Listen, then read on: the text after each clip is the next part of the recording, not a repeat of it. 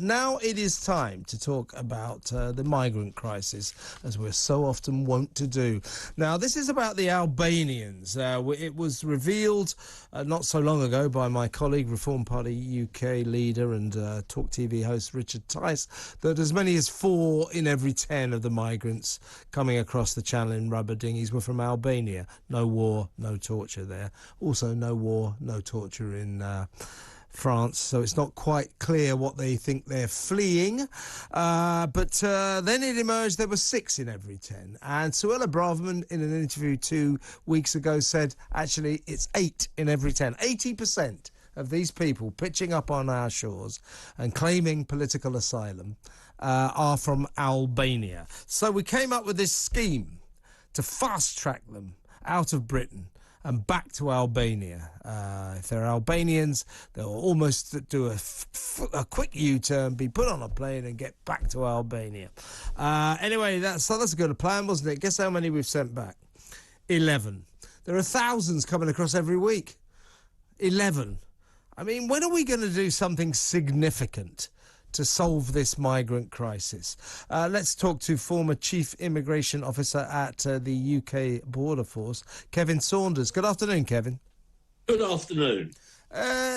You know, the fast-track scheme, I mean, because obviously clearly at the centre of our migrant crisis in terms of these dinghies that are coming across the channel is the Albanian problem. So we come up with this deal with Albania. Let's send them almost immediately back as soon as they arrive, because they're not fleeing war, they're not fleeing torture, they've got no right to stay. We'll zoom them back. There's thousands of these people coming across every week. We've sent 11 back. That's no good, is it? No good at all. But unfortunately, what's happening is that these Albanians are being told when they arrive in the UK to claim that they're being trafficked. Now, I mean, you and I know that is just absolutely ridiculous.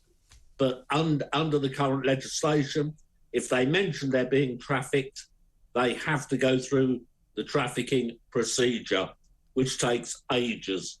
And this is why I believe the Home Secretary is looking at amending this law so that we can get them out quicker.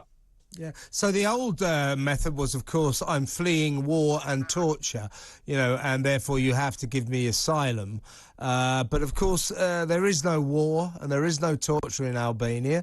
They come via the prism of France, where there is also no war and no torture. So in that respect, we could just turn down their applications immediately. But what you're telling me here, Kevin, is they've come up with a new ruse. No, I'm also a victim of people trafficking. This is all stuff and nonsense, though, isn't it? It is complete and utter nonsense, because you wouldn't be paying £5,000 to be trafficked, would you? No. It's just absolutely ludicrous. But that's the way the system is at the moment. You say that we've only sent 11 back, which is quite true. They didn't claim asylum, so we could, or trafficking or anything. So we were able to whiz them up to Stansted and put them on a plane basically straight away. We have actually removed over 1,000 Albanians since 2020 back to Albania because of the agreement that we have with them. But the problem at the moment is that we can't remove them if they mention the trafficking word. Yeah, but however, with the judgment that has been made, or is being made at the moment on the Rwanda scheme, these people would all be eligible for Rwanda. Now, if that comes out in the government's favour, we could see the Albanian problem fall off, because they won't want to pay £5,000, come to the UK and be told you're off to Rwanda.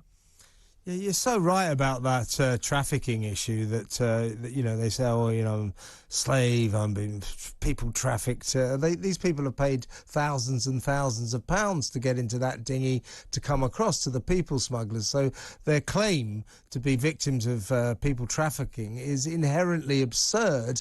Why do we even pay any lip service to this nonsense?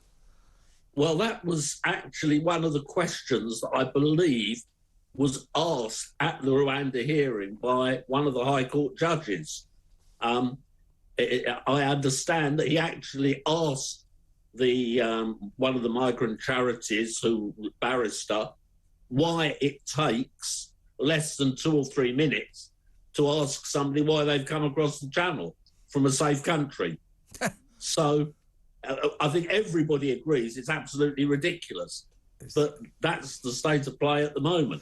Hopefully, when we get the decision from the High Court, things might change. Well, fingers crossed, Kevin. Thank you so much for your time. Great to talk to you. Kevin Saunders there, former Chief Immigration Officer at the UK Border Force.